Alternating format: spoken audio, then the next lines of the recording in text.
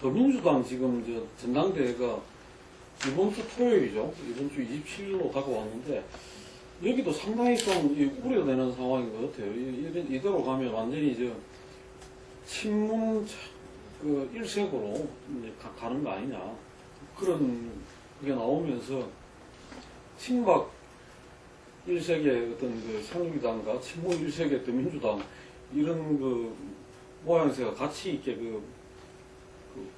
부각이 될 수 있는 그런 상황인 것 같습니다. 지금 남아있는 기간 동안 어떤 변화가 있을지 또 어떻게 전망들을 하시는지 좀 이야기 좀 해보시죠. 더민주의 당권 경쟁에서 이제 가장 안 좋은 방향으로 지금 가고 있는 것 같아요. 더민주의 전체적인 카드라고 할까?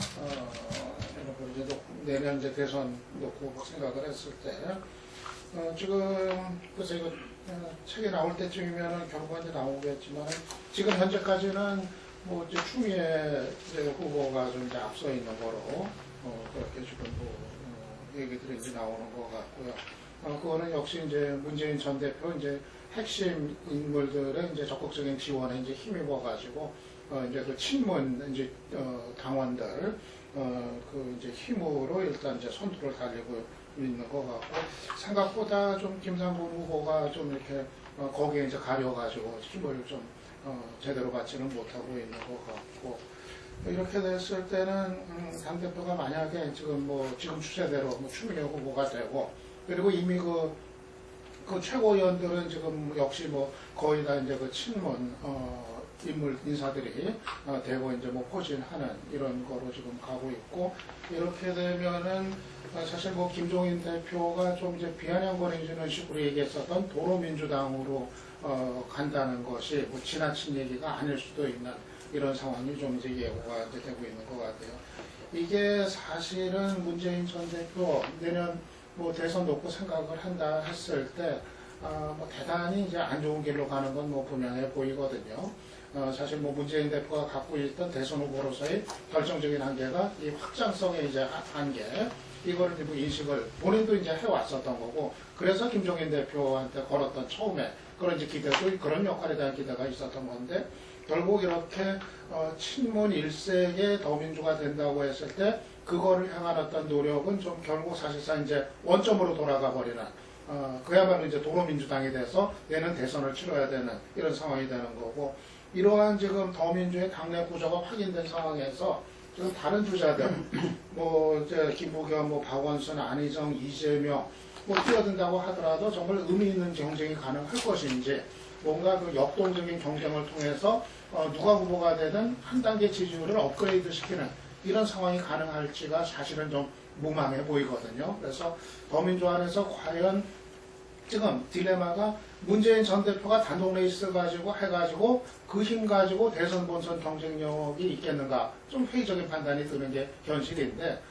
그런데 그러면 다른 주자들이 문재인 전 대표를 상대로 역동적인 경쟁을 벌이는 게 과연 가능한지, 여기에 이제 근본적인 물음표가 이번에 찍혔다는 거, 이게 지금 이제 더민주의 이제 딜레마를 지금 이제 보여주는 전당대회로 가버리는 거 아닌가. 그래서 오히려 새 출발하는 그런 어떤 축제 분위기의 어떤 결과보다는 저는 대선 전망과 관련해서는 상당히 좀 오히려 비관적인 그런 분위기가 나아지는, 만들어지는 그런 전당대회가 될 가능성이 커진 거 아닌가 봅니다.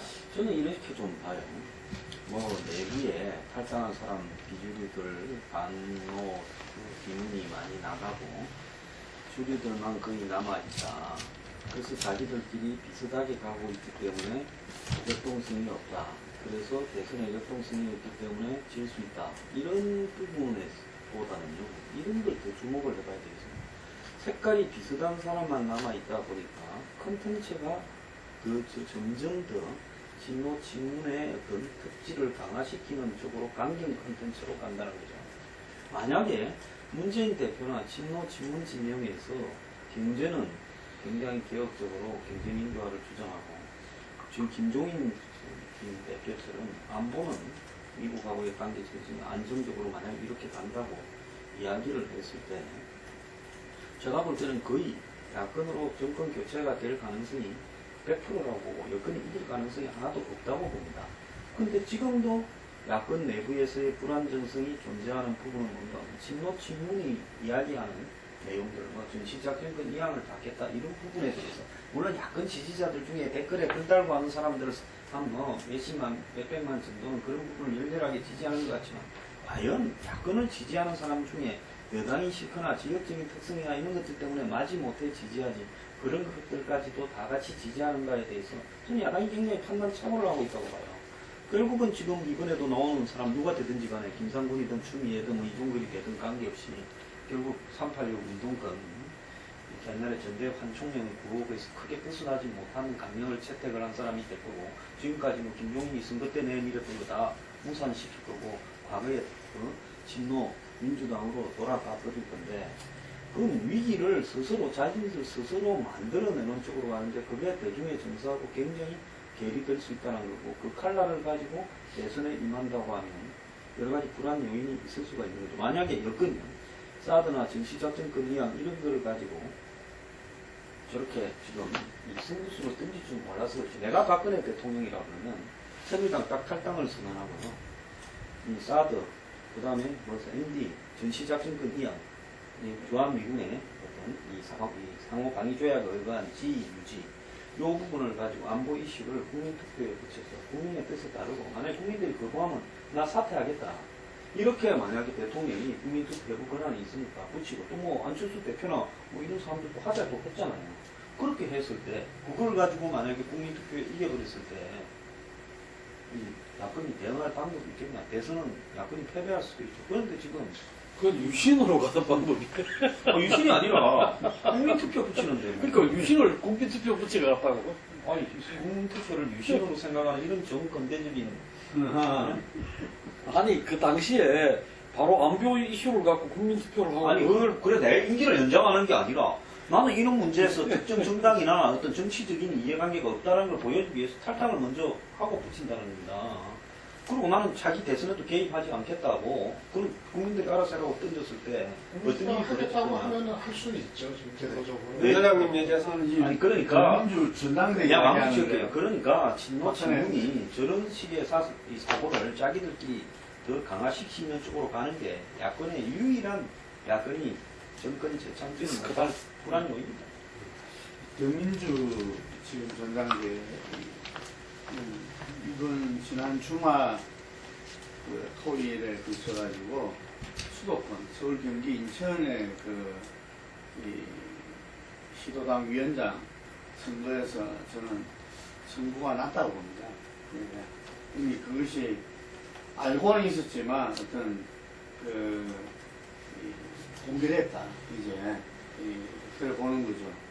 이게서 어쨌든 간에 대의원과 권리당원들의 투표가 있는데 뭐 대의원에서는 어느 지역에서는 좀 이렇게 비주류 후보가 앞선 지역도 있고 아닌 지역도 있지만 중요한 건 권리당원 투표에서 압도적이었다 이런 부분들이 그래서 권리당원에서 우리가 그동안 좀 추정만 해왔던 이 금년 초에 이렇게 당이 어려운 시기에서 그때 10만 온라인 당원이 입당했다 그러잖아요.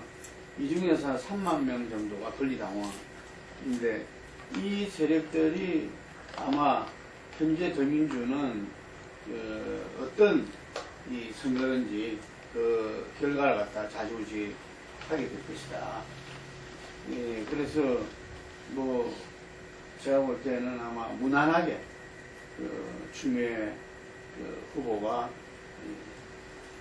당대표가 되지 않을까 생각 들고 이 부분들이 아마 당 내에 있는 비주류들한테는 굉장한 허탈감과 함께 이 어떤 새로운 어떤 이 대안 모색을 생각하지 않을 수 없게 될 것이다. 그리고 더민주가 뭐 친문 1색이다 이러는데 사실 친노 세력 내에서도 상당히 PK 지역에서는 좀 이렇게 결이 다른 그런 움직임도 보여왔다고 보는데 어쨌든 이런 당대표 결과가 현재의 더민주의 어떤 이 체제로서는 이 대선 후보 경선이 이렇게 제대로 치러질 수가 없다라는 또 아주 이렇게 반대의 어떤 것도 모든 사람들한테 이야기하게 되는 것이다. 지금 박정원 원내대표가 자기 비대위원장까지 내놓겠다 하고 손학규나 정운찬 이렇게 정총리나 이런 분들을 갖다가 모셔와서 안철수 전 대표도 동의했다.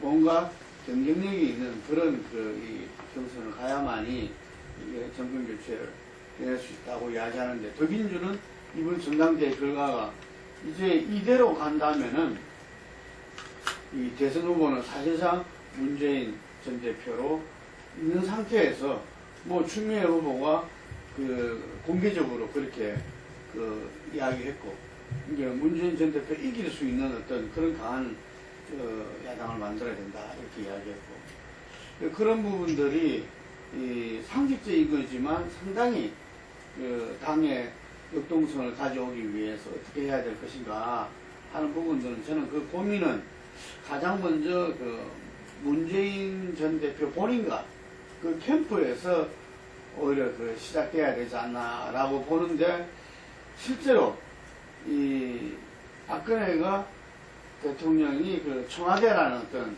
이 갈라파고스에 이렇게 갇혀 있듯이 제가 볼 때는 이 문재인 전 대표도 자기 측근과 지지자층에 갇혀 있는 거 아니냐. 지난 대선 때의 이 오류와 한계를 또다시 반복하게 되는 거 아닌가 해서 그런 우려가 됩니다. 저는 이제 이번 가장 가깝게 국민의당으로 분열되면서 치렀던 총선 때의 사고방식에서 하나도 바뀌지 않았다는 겁니다. 문재인 전 대표는 직접적인 얘기하지 않았지만은 문재인 대표와의 성향을 대변하는 사람들이 총선 끝나고 나서 더불어민주당의 상황을 어떻게 이야기했느냐. 오히려 더불어민주당이 이제 갈등 없이 잘 됐다. 말썽 피우던 사람들이 밖에 나가버렸으니 잘 됐다라고 얘기할 정도로 있습니다. 상황의 심각성을 그렇게 느끼지 못하고 있을 정도였다면 구조적으로 그렇게 안고 있었고 인식뿐만이 아니라 이미 원내를 중심으로 한 구성들이 상당히 그런 방향을 만들어준 거 아닙니까? 그 결과가 이번에 이제 광역 시도별 이번에 이제 시도당 위원장 선출 과정에서 결과가 나왔고 아까 말씀하신 대로 이제 그게 또 이제 내부적인 책임당원이라든가 열성 당원들은 이제 온라인 당원을 통해서 만들어졌나 어쨌나 모르겠지만 그런 측면이 있고 이제 전대를 통해서 이제 또 한 번 계기로 볼 수 있다는 것은 두 가지 측면입니다. 하나는 어쨌든 간에 그런 소지가 있었음에도 불구하고 간혹 이제 막는 역할을 해주고 눌러왔던 것이 김종인 전 대표 체제였다고 한다면은 이제 김종인 대표 체제는 끝납니다. 물론 당내에서 현재 주도권을 가지고 있는 사람들은 김종인 대표 체제가 훨씬 더 빨리 좀 끝났으면 좋겠다라는 생각도 가지고 있었겠죠. 이 사람이 엉뚱한 사람이 나가지고 지금 당의 정체성도 혼돈시키고 있다라고 얘기하고 있고 추미애 의원, 현재는 후보죠. 추미애 의원도 사실상 김종인 대표가 빨리 끝났으면 더 잘 됐을 거다라고 얘기할 정도의 상황입니다. 결과가 어떠냐라고 봤을 때 저는 추미애 의원이 그동안의 정치 역지라든가 포지션에서 왜 최근에 이렇게 바뀌었나라는 게 이제 거의 이제 권력에 근접하니까 바뀌었나라는 걸 알 수 없었는데 어쨌든 간에 이제 주류를 대변한 입장을 하고 있고 그 다음에 조금 다른 입장에 두 사람이 당대표가 됐을 때 그러면 상황이 달라지겠느냐? 저는 그렇지 않을 거라고 봅니다. 무기력하게 될 가능성이 있다. 된다고 하더라도. 그럼 결과는 똑같이 된다고 봅니다. 그러면은 아까 제가 이제 새누리당에서 이정현 체제가 뭔가 새로운 구심점 역할을 할 가능성 나름대로 당청 관계는 그대로 수직적인 관계로 가지만은 대신 박근혜 대통령이 시의적인 뭔가 공간을 만들어주면서 새로운 여지를 혹시 만들어진다 모르겠지만 그게 아니라면은 지금 당이 어느 시점에선가 당 내부의 재편이든 불똥이 밖으로 뛰든 간에 재편이 나올 수밖에 없다라고 했었는데 지금 더불어민주당이 이렇게 상당히 강화되고 주도하는 분위기를 주면에도 불구하고 그런 한계 때문에 저는 전대 끝나고 나서 어려움이 처할 수도 있다. 아까 얘기했던 박지원 국민의당 비대위 대표가 얘기하는 이런저런 주장들이 저는 사실상 국민의당이라는 당을 조직으로 그런 기반으로 그런 얘기 하고 있지만은 박지원 원내대표의 최근 행보는 사실상 야권의 새로운 대권 전략을 하는 플랫폼 역할을 비슷하게 하는 역할까지 가지고 있다. 그러니까 심지어는 당 안에 나와 있는 그 1년 전의 규정도 탄력적으로 바꿀 수 있다는 얘기하고 있고 해가지고 그런 역할 한다면 경우에 따라서 지금 총선 이후에 국민의당이 계속 또 약화되고 있고 지도 심지어는 단단히까지 떨어지기도 하고 있지만은 대권 전략 차원에서는 오히려 박지원 대표가 얘기하는 것이 오히려 설득력을 가지게 되면서 갈 수도 있지 않을까라는 생각입니다. 특히 이제 손학규 전 대표의 움직임 같은 경우도 그냥 일반적인 관측으로 봤을 때는 독자적으로 일단 세력을 어느 정도 규모든 간에 만들어가고 있으면서 이렇게 이후의 행보를 보고 결합할 가능성이 있는 것이 일반적인 관측이긴 합니다만은 이렇게 이걸 넓히는 차원으로 박지원 대표 등이 플랫폼 역할을 하는 식으로 당의 기존 조직의 기득권을 아예 포기하는 쪽으로 간다면은 그런 움직임도 가능하다. 그러면 오히려 야권의 재편 움직임은 더불어민주당이 당이 어떻게 바뀌느냐가 문제가 아니라 그거를 중심으로 야권 전체 영역에서의 움직임의 가능성도 있다 이렇게 합니다. 저도 새누리당이나 지금 박 대통령의 인기가 아무리 이제 추락하고 그랬다 하더라도 사실 야권이 이제 또 내년 대선에서 어떻게 이제 하느냐에 따라서 또 결과는 어떻게 될지 모르는 그거는 여전하다고 이제 생각을 합니다. 그러니까 새누리당이 저렇게 바닥으로 추락한 것 같지만 또 여러 가지 내부적인 변화, 안팎의 변화가 있고 또 누구를 이제 잠깐 후보를 내세워서 그저 무난하게 이제 가는 정도로 수습이 된다고 했을 때는 또 얘기는 또 달라질 수도 있다는 그런 얘기일 것 같은데. 근데 저는 지금 야권이 지금 더민주든 이제 국민의당이든 더민주는 문재인 단독 레이스, 또 안철수는 국민의당은 안철수 단독 레이스 이 식으로 가가지고는 굉장히 좀 힘들 수도 있지 않겠는가 그런 이제 생각을 이제 좀 하고요. 뭔가 야권이 출렁이는 좀 계기가 적극적으로 이제 필요하다 하는 생각을 합니다. 그러니까 문재인 전 대표가 아무리 지금 더민주에서 압도적으로 대선 후보가 이제 된다 하더라도 지금 기존적으로 문재인 전 대표의 이제 고정적인 지지율 이거 가지고 지금 여당 후보를 이기는 게 이렇게 쉬운 일이 아닐 거고 여전히. 그리고 안철수 지금 전 대표 같은 경우도 국민의당에서 그냥 나홀로 그렇게 그냥 레이스를 해가지고 그렇게 간다고 했을 때 본선에서 경쟁력이 또 얼마만큼 콩충 올라갈 수 있을지 이거는 또 역시 이제 불투명한 이제 문제가 되고 저는 야권 전체가 출렁이는 계기가 있어야 비로소 한 단계 파괴력을 갖는 그런 이제 지지율로 상승이 가능하다고 이제 보는데 그렇게 봤을 때는 저는 아까 김만우 박사도 얘기하셨지만은 지금 전 차라리 현실적으로 봤을 때 더민주 지금 주자로 거론되는 인물 중에서도 그러니까 좀 두 시각이 있는 거 아니에요? 문재인 전 대표로 이렇게 후보가 돼서 가면은 정권 잡을 수 있다. 근데 그래가지고는 안 된다. 그래서 후자 문재인 전 대표로는 대선이 어렵다 생각하는 사람들은 차라리 비문재인의 어떤 그런 플랫폼 그런 거에 참여를 하고 그래서 저는 더민주는 더민주대로 그런 어떤 방향으로 가고 문재인 전 대표를 이제 후보를 내세워가지고 그리고 또 문재인 전 대표로는 도저히 안 된다고 판단하는 사람들은 또 이제 그들의 어떤 리그를 만들어 가가지고 거기에 참여할 수 있는 사람을 해서 거기서 누가 되든 또 후보를 만들어내고 그래서 뭔가 전체가 판이 좀 출렁이고 흔들리는 좀 그런 계기가 적극적으로 필요한 거 아닌가 저도 그렇게 생각해서 저도 박지원 위원장이 얘기하는 그런 어떤 플랫폼 개념이 좀 국민의당의 어떤 당리를 넘어서 가지고 좀 전체 판을 놓고 봤을 때 좀 그런 적극적인 모색이 필요하지 않는가 좀 그렇게 생각합니다. 그러고서 이제 마지막에 가서 그게 그렇게 해서 진짜 3자 구도로 가는 게 나을지 아니면은 야권이 다시 힘을 모으는 게 필요할지 그때 가서 이제 판단할 문제고 뭔가 좀 이 전기가 필요하지 않나 하는 생각을 좀 합니다. 양자냐 3자냐 보면 4자는 가능하지 않을까요? 사자도 있을 수도 있죠. 저는 지금 예년 대선이 다자 대결이 될 가능성이 좀 높다고 봅니다. 여건도 다자. 다자는 4자 이상을 얘기하죠. 4자 이상. 왜 그런가 하면요. 지금 김종인 전 대표 같은 경우에는 27날 이제 대표를 그만두고 나면 본인이 아마 이야기하는 경제민주화, 안보, 또 초진 정치인 세 가지와 개헌 이 부분을 가지고 이 친노 친문의 민주하고는 전혀 상관이 없는 독자적인 정치행보를 갈 거고 필요하면 탈당도 해서 국회의원직을 버릴 거다. 저는 그렇게 알고 있습니다. 그래서 이제 아마 얼마 전에 그 손학규 전그 고문하고 둘이서 한 3시간 하얏트 호텔에서 만났다 이런 이야기가 나오는데 그 이제 비공개로 했지만 그 부분은 김종인 전 대표가 이제 이 홍보에 나서기 전에 주변에 조율할 부분들을 조율해 가는 부분이라고 보고요. 뭐 국민의당에 들어가거나 어쩌거나 그럴 가능성은 전혀 없다고 보고 박지원 대표가 진짜 그렇게 이야기한다면 국민의당은 형식적인 당으로 두고 실질적으로 그 당을 범주를 넘어서 이 비박 그 다음에 그러니까 이 박 친박에 또 배제하고 친문도 배제하는 나머지 여야를 뛰어넘는 기존의 그런 어떤 경제 민주화와 그 안보 이런 부분들을 갖다가 내걸고 광범위하게 모이는 부분에 참여하는 그런 형태가 돼야 되지. 우리 당에 이 울타리 안에 오라 한다고 그 울타리에 들어갈 사람이 누가 있겠습니까?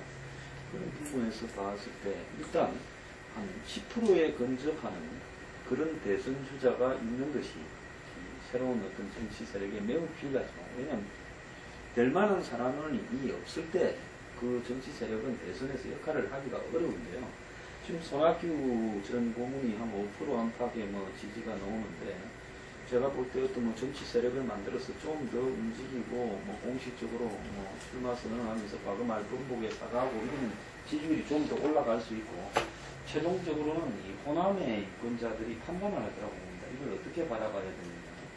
그래서 호남의 지지율을 만약에 그쪽에서 좀 흡수를 하게 된다든지 하게 되면 실질적으로 권력들도 좀 가세하면서 가시적인 흐름이 될 수도 있겠죠.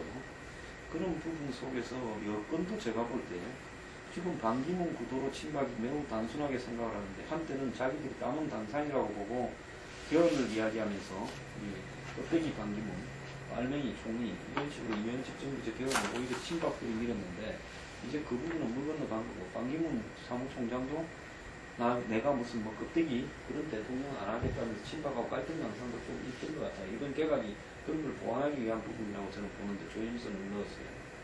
그래서 그렇게 보면 결국은 여권 내부에도 반기문이냐 아니냐를 둘러싸고 분열이 생길 가능성이 매우 크다고 봅니다.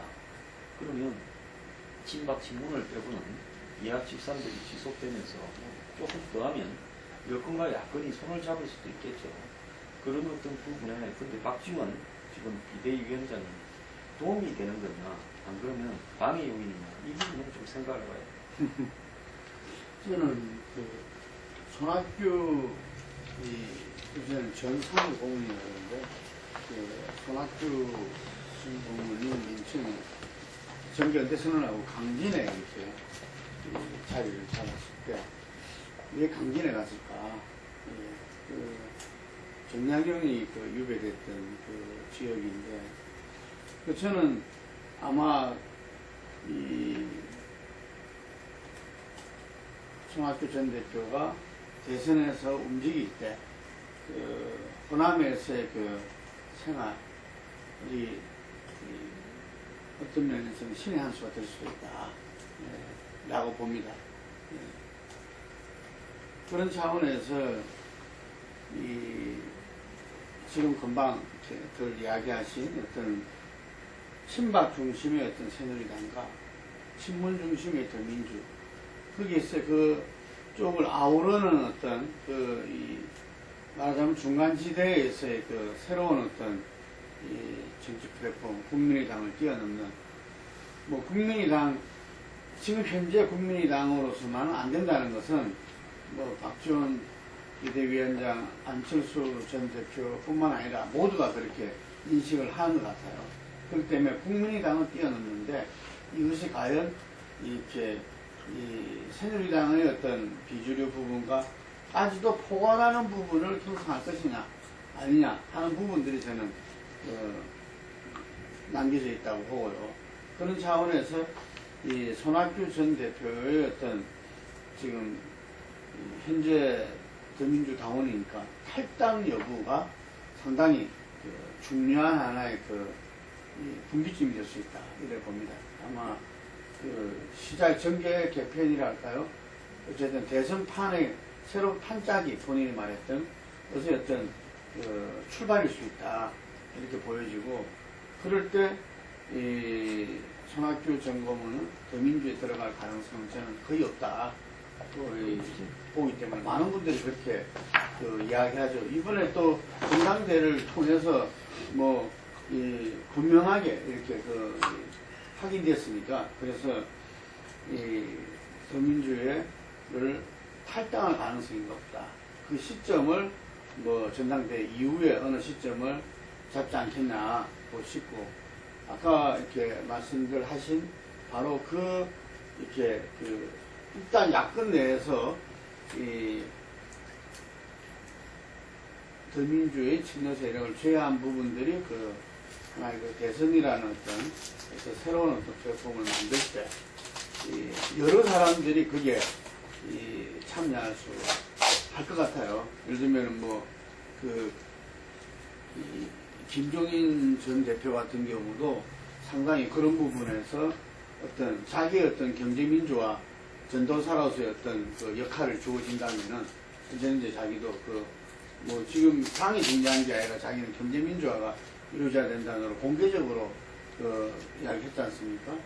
그리고 지난번에 고별 기자회견 같은 경우는 자기는 친문이 아니다 라는 것을 갖다가 대외적으로 선을 그어버린 거고. 그래서 그 부분과 지금 여권에서 벌어지고 있는 이런 지금 현재 박근혜 정부가 이 집권 여당의 어떤 관계에서 또 국정 운영에서 파국으로 치닫게 될 때 나머지 이렇게 비주류나 이런 부분들이 새로운 모색을 하지 않을 수 없는데, 이것이 말하자면 사자로 갈지 이 양쪽을 제외한 나머지 전체가 모이는 삼자로 갈지는 좀 더 지켜봐야 될 것 같아요. 전 변수에서 지금 얘기한 대로 김종인 아직까지 대표죠. 김종인 대표의 움직임도 중요한 변수라고 봅니다. 최근에 이제 김종인 대표의 움직임은 전에 박근혜 대통령 후보 선대위에 참여했을 때 했던 지금 행보하고 거의 똑같아요.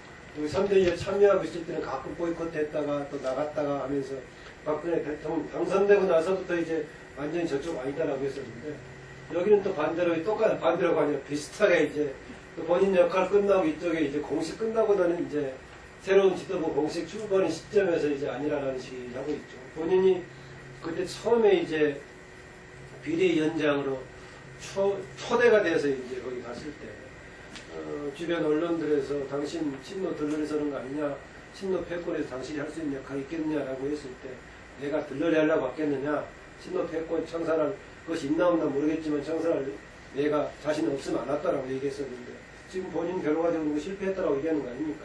그런 상황인데, 최근에 와서 두 가지 변화가 있습니다. 본인의 발언에서. 하나는 뭐냐면 개헌 이야기를 굉장히 자주 강하게 얘기하고 있다는 점입니다. 사실은 과거에 국회의 헌법연구 자문위원회 위원장을 김종인 전 대표가 했을 때는요, 나중에 개헌 관련 보고서를 내긴 했었지만 김종인 위원장 자체는 권력구조 개편에 대해서는 굉장히 그렇게 소극적이었어요. 나중에 보니까 점점 안식하던 요새는 아주 강하게 얘기하고 있다는 점이고, 그리고 또 하나는 전에는 이제 서너 번에 걸쳐서 그런 얘기 했던 것 같은데, 킹메이커 역할 하지 않겠다, 이번 역할을 끝나겠다 라는 얘기하니까 그러면 안 하면 본인이 직접 나가려고 하느냐 했었는데, 최근에 와서는 본인이 어떤 역할을 간에 적극적으로 하겠다라고 얘기하고 있어요. 저는 그 가운데 사실은 경제민주화라는 것은 용어일 뿐이지 핵심은 오히려 견해 있지 않나라는 생각이 듭니다. 움직임의 행보가. 그리고 실제로 경제민주화라는 걸 화두로 던졌을 때 김종인 현 대표가 새롭게 국민들에게 무슨 새로운 호기심과 공감을 던지면서 할 것들이 얼마나 있겠는가라고 봅니다. 최근에 물론 상법 개정안도 내용을 등 몇 가지 하긴 했습니다만 특별히 없을 것이다. 오히려 김종인 대표의 움직임은 정치 전략적인 차원에서는 오히려 국민들에게 던질 소지가 있고, 개헌을 매개로 한다. 그럼 개헌을 매개로 한다면 현 야권 진영뿐만이 아니라 여권에서 지금 밖에 나와 있는 세력을 포함한 이미 또 새누리당에 소속되어 있는 사람들까지도 같이 조금 뭔가 네트워킹을 할 소지가 있어 보입니다. 평상시에도 김종인 대표는 기존의 진영 구도를 가지고 부태라고 오히려 거의 잘라버렸던 것이기 때문에 조금 이제 그럴 여지가 있다는 점에서 김종인 대표의 저는 그 움직임을 주목해보고요. 또 하나 황 수장이 잘 지적해 주신 것 같은데, 셀프 공천에 굉장히 본인이 그동안에 욕을 먹었는데, 만약에 이런 행보를 하는 과정 속에서 본인이 이제 비례대표직을 놔버린다면은 새로운 행보를 하는데 뭔가 새로운 명분 확보할 수 있지 않는가 그런 생각이 듭니다. 저는 개인적으로는 김종인 대표하고 굉장히 가깝죠. 잘 아는 사이고. 근데 김종인 대표가 지난번에 그 국회 대표 연설을 했던 내용을 보면 그 사람들이 별로 주목을 안 하는 것 같은데 지금 장기 저성장 불황의 이 세계적인 추세가 결국은 일자리가 없어지는 세상으로 가게 만들고 있기 때문에 주거라든지 주거의 국가에 의한 주거 공급 또 생활 비용을 인하시키기 위해서 독과점, 대기업체 거래 독과점에 대한 조정 이런 부분들이 들어가야 된다. 그런데 거대 경제 세력이 국회에 한마디로 그 대리인조차 보내고 있다. 이렇게 이야기를 했습니다. 그래서 그 내용을 보면 지금 이 전 세계에 일고 있는 어떤 이 대중의 어떤 이 아웃사이드에 대한 반란 이런 부분들이 이번 미국 선거가 끝나고 난 한국에도 그 열풍이 불 거라고 봐요. 그 속에서 김 전 대표가 이미 내년 대선에 뭘 내걸 건가 하는 부분을 세밀하게 준비를 해놨다고 보고 있습니다. 그렇기 때문에 본인은 저분의 특성이라는 부분은 자기의 가치라는 부분을 저는 개헌은 믿기라고 봐요. 저분이 뭐 개헌이 된다고 확연하게 생각을 하고 있거나 확신을 하는 게 아니라 개헌을 이야기해야 이쪽 저쪽에 많은 세력들을 모을 수 있는 그런 일종의 호객행위를 위한 미끼라고 보고 중요한 부분은 컨텐츠를 가지고 싸우겠다라는 부분에 대한 부분이고 저분이 의도적으로 사드나 안보에 대해서 이야기를 자주 하는 부분인데요. 친문이나 친노 그리고 운동권 출신의 정치 세력과는 차별하는 부분을 갖다가 더 강하게 하기 위해서 의도적으로 그런다고 봅니다. 그렇게 본다 그러면 저분이 이제 어떤 정치 세력을 모을 때 거기에서는 뭘 지향하느냐 하는 부분을 컨텐츠를 내놓을 건데요. 지금 한국의 정치권에서 그런 부분에 대한 컨텐츠를 능가할 수 있는 정치 세력이 좀 있겠느냐. 제가 볼 때 불행하게도 아무것도 아닌데도 그것만큼 정도도 주장하는 정치 세력이 없기 때문에 일정한 세를 모으게 되면 그게 이제 곧바로 제3의 정치 세력으로 달려가는 부분이 될 거다 이런 겁니다. 나도 이거 저 한마디 좀 보태고 넘어갈게요. 두 마디 하십시오. 예, 이제 새누리당 전당대회와 이제 더민주당 전당대회가 8월달에 같이 치러졌는데 4.13 총선 끝나고 나서 새누리당이 얼마나 이제 그 총선 패배에 대해서 그 통절하게 반성을 하고 새로운 모습을 보이는다는 게 과제였다면 새누리당이 그 점에서 실패를 했죠. 실패를 하고 친박 체제로 다시 돌아갔는데 더민주당도 마찬가지 아니냐. 더민주당이 4.13 총선에서 어석은 많이 차지하고 했습니다만은 호남에서 대패를 했고 전체적으로 보면 실패를 한 저거라고 봐야 되는데 그럼에도 불구하고 더민주당은 굉장히 이렇게 좀 안이한 자세로 지금 8.27 전당대회를 맡고 있다. 그게 그 반정으로 나타나는 게 결국은 친문 세력의 어떤 그런 재등장이고 그 재등장으로만 그치는 게 아니라 그러면서 당내에 그나마 있었던 외연을 확장할 수 있는 여지들을 다 차단을 하고 오히려 더 쪼그라드는 모습을 하고 있다. 김종인 대표를 총선 전에 아주 절박한 상황에서 모시고 갔음에도 불구하고 이 양반이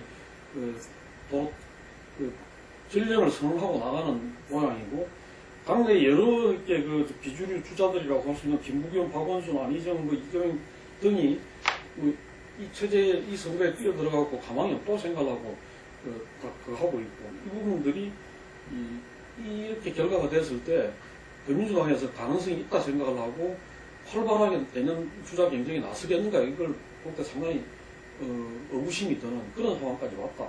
그렇다고 한다면 도대체 8.27 전당대회에서 친문 세력 내지는 범친노 세력이 얻은 게 뭐냐 그런 점을 통절하게 되짚어 봐야 된다. 자기들이 당권은 잡았는지 모르지만 내년 대선으로 가는 과정에서 뭘 얻고 지금 뭘 지키고 가는 건지에 대해서 생각을 해봐야 되는 거 아닌가 그런 생각이 들고 그런 점에서는 전당대회 이후에 아마 더민주당 내에서 활발한 경쟁이 이루어지기 어려운 만큼이나 당 밖에서 뭔가 새로운 어떤 모색을 하는 움직임은 좀 활성화될 조짐이 있다. 그런 점에서 아까 말씀하셨던 제3의 플랫폼, 야권과 여권의 비주류까지를 아우르는 그런 게 가능할지 아니면 그게 별도로 진행될지는 모르겠습니다만 그런 여지가 커진 거 아니냐. 그런 점에서는 이 당내에서 쪼그라든 전당대회를 거치면서 이런 모습을 보이는 것에 대해서 좀 통제랑 자기 거기에 따라야 된다. 그렇게 생각이 됩니다. 오늘은 공감하는 이야기를 덧붙이네. 저는 이견을 좀 덧붙이더라고요. 예, 다른 말씀 없으시면 지금 산업 배치 문제가 지금 또 항고비를 넘고 있는 것 같습니다. 지금 제3의 후보지로 해가지고 뭐 무슨 김천 가까운데 롯데 골프장인가요? 그거 가고 그러면서 조금 이쪽 성주 쪽은 조금 습집하게해지고 또 김천이 난리가 나는 이런 상황으로 가고 있는데 이 문제하고 그 다음에 이제 지금 국회에 부딪히고 있는 해남들 이런 문제도 좀 짚어봐야 될 것 같습니다. 이 사드 문제 이게 참 더민주당 의원들이 가가지고 뭐 성주는 한반도 사드 배치 반대다 이래도 원래 본질이 이기주의 민비에서 시작했으니까 자기 이기주의 부분에 대한 부분이 약화되면 또 수그러들 수밖에 없는 거죠. 근데 이제 하나 제가 궁금한 거는 과연 정부가 성주 생산포대 한다고 발표한 다음에 반대가 많으니까 제3의 부지를 검토하다가 롯데가 나왔을까요? 처음부터 롯데라는 플랜 B를 준비한 다음에 A를 던졌다가 A 반대가 나오면 B로 가려고 했을까 하는 부분에 대해서 저는 좀 궁금한데 저렇게 남의 땅에 재벌의 골프장을 남의 땅 골프장이고 골프장은 일반 임양와는 달리 이 가치가 매우 큰 땅이지 않습니까? 그런 땅을 논의를 하지 않고 있다가 그러니까 강한 저항에 부딪히니까 불과 7월 8일날 던졌잖아요. 한 달 그 이후에 다시 거론되기 시작하면 공개적으로는 8월 4일 대통령이 이완영을 비롯한 TK로 초선 의원들과 이야기해서 시작이 되고 그러면 8월 4일부터 시작돼서 오늘이 8월 얼마야 23일이니까 불과 20일도 안 되는 사이에 롯데하고 이야기가 됐으니까 남은 골프장에 땅 보러 다니지. 그런 부분을 봤을 때 롯데는 중국하고 지금 거래액이 6조 원이 된대요. 넘는데 그렇게 신속하게 20일 만에 탈 수 있는 저런 유능한 정권이니까 이런 부분에 또 의문이 좀 생겨요. 안 그러면 롯데가 요즘에 이 회장님이나 뭐 회장님 아드님이나 전부 국립대학 입구에 서가 계시니까 예를 들어서 뭐 우리 골프장에 고개 배치해 주십시오 하고 이야기를 했는지 그건 알 수가 없지요. 그런데 지금 돌아가는 걸 보면 애초에 플랜 A, 플랜 B를 준비하고 A를 던졌다가 반발이 나오니까 지역만 성주지 실질적으로 그 레이더 방향은 성주하고는 관계없는 그런 플랜 B를 준비했다가 던진 거 아니냐. 자, 롯데는 이 롯데 제2롯데월드 123층 빌딩으로 그 성남 골프장을 한마디로 성남 골프장이 성남 공항을 이 무력화시킨 그런 어떤 비판을 받아갖고 또 그 혐의에 그 로비 돈을 갖다가 부여되지 않았느냐고 전 정권까지 배상을 해서 조사를 받던 와중에 사드의 국가 안보에 기여하는 골프장 개봉이라는 이 부분을 맡게 되는 과정 이런 부분들이 정말 저는 국가 안보의 위에는 국가 안보로 갖는 것이 맞는가 하는 의문을 좀 가졌어요. 정부는 그러면 처음부터 그냥 롯데스카이 골프장으로 한다고 발표를 하지 왜 성산포대로 했다가 총리가 뭐 물세를 맞고 난 다음에 저렇게 됐을까 참 의문이 많습니다. 그렇게 되면 이제 비용 문제가 더 발생을 하는 거고요. 그럼 이제 국회 비준 문제 이건 다시 또 새로운 관심사가 될 수밖에 없단 말이에요. 그 경우는 정말 재정적인 부담을 크게 이제 초래하는 경우에는 국회 비준을 이제 받게 돼 있기 때문에 그 문제가 다시 이제 쟁점으로 부상을 하게 될 거고 뭐 국회 비준을 피해간다 하더라도 결국 국회 예산 심의를 이제 받아야 되니까 그 과정에서 다시 그 문제가 이제 쟁점인데 사실 뭐 예산심의 과정에서 지금 여소야대에서 야당이 그거 뭐 안 된다 하면 또 이제 안 될 수가 있는 거고 그런 문제인데 근데 정부가 그거를 뭐 어떤 식으로 또 편법적으로 피해갈 수 있을지는 모르겠어요. 그러니까 원래는 국회 비전 받아야 되는 건데 그걸 피해 가지고 지금 저렇게 가고 있는 건데 이제는 또 피할 만한 그 구실도 사실 또 없을 것 같은데 모르겠어요. 이제 또 어떤 또 이제 논리가 이제 나올지. 국회 비중 이야기하면 국민투표 붙여버린다니까. 아니 근데 그 성산포대에 사들을 갖다 놓을 경우에는 그 내년까지 한다는 게 이야기가 승인이 될 수 있는데 이 롯데 골프장 부지에다가 새로 포대를 조성을 해갖고 하려면 몇 년이 걸린대요. 아니, 그게 아니라, 골프장에 그 진입로 부분이 거의 돼 있으니까, 골프장이 그 위치가 좀 높대요. 그러니까 거기에서 이제 위로 길 닦고 위에만 밀면 되는데, 그거는 내년 연말까지 기술적으로 가능하다고 이야기를 하고 있어요.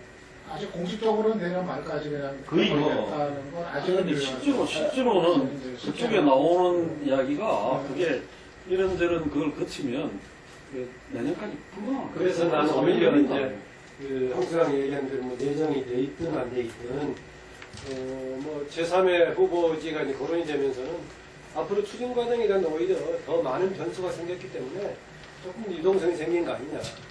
하나만 예를 들자면 조금 전에 장선 박사가 지적했던 이제 비전 상황으로 돌리지 않는다고 하더라도 예산 문제가 생겼을 경우에 여야 간의 문제가 제기되면서 뭐 예산 자체가 책정이 안 돼 버린다면 또 이것이 논란 과정 중에 또 질질 끌게 되고 해가지고 경우에 따라서는 이게 또 이제 한편으로는 미국의 생색내기도 하고 내부적으로 하는 다양한 오히려 변수가 생겨서 또 나름대로 또 긍정적으로는 뭐도 기대할 수 있는 서로 간의 입장을 상호 반영할 수 있는 그런 부분도 있다고 봐요. 아니 나는 그런 정도의 그 융통성을 발휘할 수 있다면 정말로 이 정부가 잘하는 거라고 봐요. 저는 그런 정도의 융통성을 가진 채 사드를 갖고 논다면 이 정부는 퇴진해야 된다고 생각합니다. 나는 그 생각보다는 어떻게든 국회에서 예산 통과 안 시켜주면 어디서 돈 끌어다가라도 아니, 나중에 롯데가 평당 1원에 팔면 되지. 그런데 이 사드 문제가 저는 우리 국민한테 정말 아주 뭐 좋은 공부가 되고 있다 이렇게 생각합니다. 제가 그저께인가 만난 어떤 평범한 분이 한 국민 한 국민이 그 사드 레이더는 뭐냐면은 지금 이제 이 정부에서도 사드가 수도권 방어하고는 이렇게 커버할 수 없다는 것은 그 이미 본인들이 그 이야기했던 건데 이 사드 레이더가 몇 킬로라 그러죠? 이게 1000킬로인가? 3000킬로인가? 하여간에 그래가지고 중국과 러시아를 다 이렇게 볼 수 있는 이런 거기 방어용 무기다 이러지만 어쨌든 그 사드 레이더를 가지고서 그걸 보기 때문에 이거는 미국의 이해가 간절되는 거다라는 부분들을 이걸 계속 이렇게 좀 추적하는 사람들은 누구나 다 알 수 있는 그런 거였기 때문에 저는 지금 박근혜 정부가 하는 이것이 그 안보 나라를 지키기 위한 부분인데 이게 분열돼서는 안 된다는 그런 그 프레임이 결국에는 통하지 못할 것이다 이런 생각이 들고 저는 성주 국민들이 지금 이제 전해 듣기로 한번 우리도 그 취재를 좀 한번 해야 되겠다는 생각을 갖는데 처음에는 사드 이렇게 배치 반대 자기 지역에 오는 부분에 대해서 하다가 이제 사드에 대한 어떤 본질을 갖다가 이렇게 어느 정도 이해하면서 한반도에 대한민국의 사드 반대로 이렇게 전하겠다 이랬는데 지금 아시다시피 투쟁위에서 표결을 통해서 이 제3지대 그리고 군수가 그걸 갖다가 어쨌든 공개적으로 공적으로 국방부에 요청했다는 거죠. 이게. 그럼 지금 상당히 그 성주 구민 간에도 어떤 분열이 일어난 거고, 그리고 이 제3후보지가 되면은 또 그 인접 지역인 그 김천에서도 지금 이제 계속 그런 이제 그 반대 운동이 벌어지고 있기 때문에 이게 오히려 박근혜 정부의 그 지금까지 어떤 맹위를 떨쳐왔던 어떤 안보 애국 프레임이 깨지는 하나의 이 계기가 될 것이다. 이렇게 봅니다. 그래서 지금 현재의 국정 운영에 있어서 이렇게 우병우 사태라든지 이런 부분에서 보여줬던 모습들이 이제는 이 사드로 인해 가지고 이 안보 애국 프레임도 깨지면서 이것이 정말 이런 걸 통해서 국민들이 학습되는 거죠. 이게. 예. 그래서 그런 점에서는 굉장히 아프고 힘든 과정이지만 그 과정을 갖다가 좀 적시하고 이렇게 갈 필요가 있다. 이런 저는 이 조금만 붙이면요. 정부가 성상포대하기로 했고 거기에 대한 유해성, 그러니까 전자파 유해성이 아니라고 국내 레이더나 포함 레이더까지 공개했으면 그걸로 가던 끝을 봤어야 되는데 저걸 갖다가 롯데로 옮기면서요. 아니 1.5kg도 늘 유해하지 않다는데 18kg 옮기겠다고 그게 그러면 유해가 덜하다라고 이야기하는 과거의 말에 대한 자기 부정일 수도 있어요. 그런데 저런 부분을 가지고 현재 또 법적 조사를 받고 있는 롯데에 골프 자원을 옮긴다는 것은 사실은 발표를 했지 않습니까? 롯데는 지금 얘기에 한마디도 안 해요. 아니 나는 개인 땅에다가 나는 거기에 대해서 이 입장이 없는데 나는 개인 땅에 옮기겠다고 발표하는 이런 사유권한을 무시하는 이런 결정이 어떻게 저런 식으로 나올 수 있어요? 그렇지 않습니까? 정말 웃기는 짜장이잖아요. 안보를 위해서 무상 수용도 가능하지 않나? 아니, 그러니까 그래서 이제 김천이 또 시끄럽고 그 다음에 그게 여기 성주에 보면 또 수백 명은 어차피 이 왼쪽으로 기울어가 있는 사람들 또 시끄러울 거예요. 그러면 결국은 이쪽 저쪽에다가 들쑤셔가지고 온 종북 세력들 좌파 세력들을 다 들쑤셔서 갈 건데 이런 결정을 이따위로 하고 있는지 모르겠다는 거예요. 하여간 이 김천에서 또 반대가 만만찮고 그거 하니까 좀 상황을 더 지켜봐야 되겠습니다. 이건 그리고 지금 이제 휴경 문제가 지금 서별각 청문회 정인 채택 문제 때문에 가로막혀가 있는데 극적인 타협이 될런지 야당에서 아마 차경환 의원은 빼주겠다. 근데 그렇게까지 됐는데 또 이 차경환 안종범 홍기택이 세 사람 다 못 나온다 이렇게 그걸 하는 것 같아요. 홍기택이는 지금 한국에 없잖아요.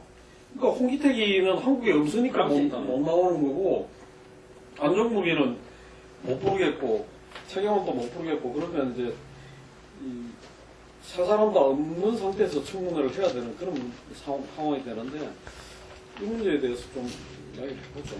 저 문제의 본질은 4조 2천억을 추가 지원을 하기를 서별관에 의해서 결정을 해서 산업은행이나 각종 국책은행에는 그냥 오다만 떨어졌다 이 이야기를 홍기택이 한 거 아니에요. 근데 문제는 그 이전에 이미 분식 회계를 수조원 했다는 것을 청와대가 알고 있었음에도 불구하고 저런 식으로 졸속 지원 결정을 한마디로 이 경제 혁신들이 국책은행에 지시를 할 수 있었느냐. 자, 그렇다면 거기에 뭔가 다른 어떤 부정적인 이런 거래가 개입된 게 있지 않겠냐 말은 안 하지만 결국 그 이야기 아니겠습니까? 그렇다면 나는 그렇게 봐요. 청문회 협조해줘야 되고요. 그 다음에 회의록이 없었다거나 거기에서 그렇게 안 했다고 지금 이야기를 하고 있으면 청문회 가서 당당하게 그렇게 이야기하면 되고 또 국민들이 저도 솔직히 납득이 안 가는 부분이 있어요. 그 4조 2천억이 결국 대부분 지금 조선에 들어가서 대우조선을 살리는 데 투입되는 게 아니라 이 국책은행들이 결국은 대우조선에 빌려줬다가 대익에 대해서 손실 충당금이나 이런 부분을 정상 수준으로 맞춰야 되는 부분에 들어간 돈일 가능성이 저는 크다고 보고 있어요. 그런 어떤 부분에서 결국 왜 4조 2천억을 그런 식으로 졸속으로 결정했는가 하는 부분에 그 배경은 뭔가라는 부분을 그거는 이렇게 해명하고 가야지 여기서 피하면 정권 바뀌면 어느 정권이 들어서든 그 문제가 다시 나오지 않겠습니까? 그렇다면 지금 9월 초부터 대우가 지금 감원에 들어가서 당장 한 4, 5천 명 잘라야 된다고 뭐 한진 형도 뭐 복잡하고 지금 전부 다가 올 가을에는 구조조정 국면으로 가게 될 건데 이 문제를 빨리 정면 돌파하지 않으면 결국 이런 어떤 청문회 거부가 이 각종 어떤 부정 의혹과 이렇게 비화되면서 더욱더 시끄러울 수가 있는데요. 정면 돌파는 청문회 나가서 정면으로 떳떳하다고 이야기하는 게 정면 돌파지 청문회를 거부하고 밀어붙이는 게 정면 돌파는 아니다. 저는 그렇게 생각합니다. 떳떳하면 왜 못 나갑니까? 박지원 원내대표 비대위원장이 국민이당 어쨌든 간에 추경을 해서 국민경제 민생을 도와야 된다라는 이야기를 했어요. 그러면서 보면 안종범 수석만 참여시키는 어떤 청문회로 뭔가 이렇게 서로 간에 어떤 좀 협의가 오가는 이런 모습 속에서 더민주 의총이 그거를 완전히 저는 뒤엎었다고 봅니다. 이게 그 세 명의 어떤 이 청문회 그리고 이 청문회 자체가 바로 이 대우조선의 어떤 그런 문제가 이번에 이 추경을 갖다가 하게끔 했던 그 원인이기 때문에 그 부분을 제대로 짚지 않고 나가는 것은 이거는 국민들한테 야당의 어떤 기본 예의가 아니다. 라는 식으로 거의 만장일치로 모아졌다고 합니다. 그래서 지금 우상호 원내대표가 지금까지 좀 이렇게 보여줘 왔던 모습, 이렇게 말로는 좀 이렇게 굉장히 강경한 톤을 이야기할 때도 있었지만 실제적으로는 정말 여소야대로서 어떤 야당이 어떤 국회 운영을 갖다가 책임지고 나가라 하는 부분에는 제대로 걸맞게 이렇게 운영을 못 해온 것 같아요. 그래서 그 부분들이 이번 더민주의총에서 이렇게 이거는 뭐 주류 비주를 다 떠나서 이렇게 만장일치로 어떤 면에서는 저는 탄핵받을 수도 있다. 우상호 원내대표가 그런 생각이 듭니다. 그래서 이런 차제에 뭔가 이렇게 협상은 주고받고 해야 되는데 그런 부분을 하더라도 이렇게 기본적인 원칙 그 선을 갖다가 분명히 좀 이렇게 야당도 정하고 가는 것이 좋고 그것이 민심과 국민들의 어떤 바라는 부분과 부합되는지 아닌지를 갖다가 늘 이렇게 체크해야 된다고 봐요. 안 그러면은 이게 우리가 이 협상이 국민들한테 뒷거래로 보인다면은 협치는 끝이라고 보기 때문에 그런 점에서 아마 이번에 우상호 원내대표가 제가 볼 때는 정신이 좀 번쩍 들었지 않았나 이런. 좋은 말이네. 협상이 뒷거래로 보이는 순간 협치는 끝이다. 난 오늘 두 사람 다 이거 딱 좀 무산될 가능성까지 지금 되는 상황인데 상식과 원칙으로 본다면 당연히 세 사람이 저기 참석하는 게 맞죠. 지금 이제 해당 기업의 책임자들은 사업 처리까지 받고 있는 중이고 지금 이제 국책은행도 지금 책임을 추궁당하고 또 이번 사업적인 대상이 돼 있는 상황이고 그럼 당연히 또 이 정책 결정하고서 협력관계 했던 부분에 책임을 져하고 또 책임을 만지더라도 해명을 해줘야 되니까 참석하는 게 맞죠. 맞는데 이것을 가지고 이러고 있다고 한다면은 왜 이런 비상식적인 행동할까? 라는 거 당연히 지적할 만한데 이게 한두 가지입니까? 우병우 문제를 보다 그렇고 그동안 해오는 과정 보면 이렇게 왜 상식으로 해결하면 될 것을 조금만 이런 권위의 손상이라도 안 입으려고 좀 하는 것 자체가 문제를 더 키우고 있다는 생각이 듭니다. 권위의 손상 문제가 아니라고 그렇게 말씀을 드려도 부패 기득권이 잘 알고 있어요. 권위 때문에 그래요. 하여튼 그 다음에 이제 저는 자꾸 이제 형식 논리 가지고 일단 해당 상임위에서 이 청문회는 열기로 했고 어제 22일 날 일단 본회의에서 처리하기로 했지 않느냐 얘기하는데 저는 아까 이 부분이 이제 우상호 협상과 관련되어 있나는 모르겠어요. 저는 이제 그냥 더불어민주당 쪽에서는 이게 당연히 제대로 청문회가 열리지 않으면 이것이 맞물려서 연계해서 해석할 수밖에 없다라고 얘기하고 있는데 협상 과정에서도 증인 채택 문제를 충분히 여당이 수용할 태세가 돼 있다는 정도는 언급하고 같이 지나갔어요. 문서 안 시키더라도. 그래야 지금 이것이 이제 채택과정에 논의할 수 있을 것인데 지금 나중에 가서야 이 문제를 꺼낸 것은 여당이 나름대로 주장하는 것도 조금 일리가 있다고 생각할 여지밖에 없는, 상관없이 어쨌든 간에 22일에 처리하고 있는데 왜 나중에 물고 늘어지느냐 뭐 이렇게 얘기하는 부분이 일리가 있어서 그 부분은 조금 협상 과정에서 좀 정교하게 하지 못했던 더불어민주당을 비롯한 야당에도 조금 없는 생각할 부분이 아닌가 그런 생각이 들기도 합니다. 그런데 보니까는 며칠이 남긴 남았는데요. 혹시 모르겠어요. 야당은 청문회 문제는 계속 앞으로 밀고 나가기로 하고 일단 추경 문제 따로 봐주자라고 어느 순간에 혹시 결단 내릴지도 모르겠네요.